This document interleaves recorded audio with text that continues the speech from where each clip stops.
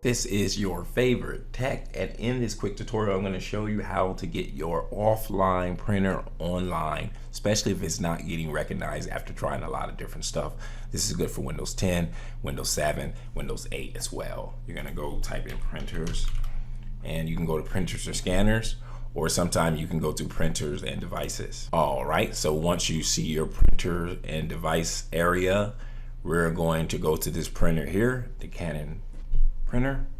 Going to right click, you can see that, but really we want to be in printer properties. But after that, we're going to go over to change properties, then the ports tab. We're going to scroll down, we're looking for the standard TCP port, which is the printer port.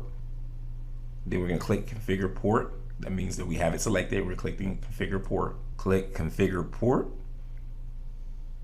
All right, and what we're going to do is just go ahead and put that checkbox back in, showing that it's enabled.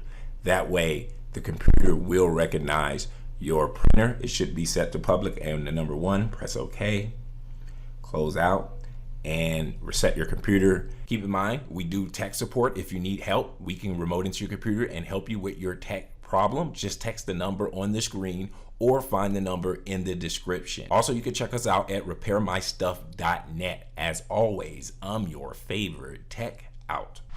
Hey, if you found this video valuable, go ahead and return the favor by liking and subscribing to this channel. If you subscribe, type the phrase "I subscribed" in the comment section below. Keep in mind, when you subscribe, it motivates us to continue to make these free videos. Lastly, if you enjoy learning about technology, entrepreneurship, or making money online, go ahead and check out my other videos on my other channel. Thanks for your support.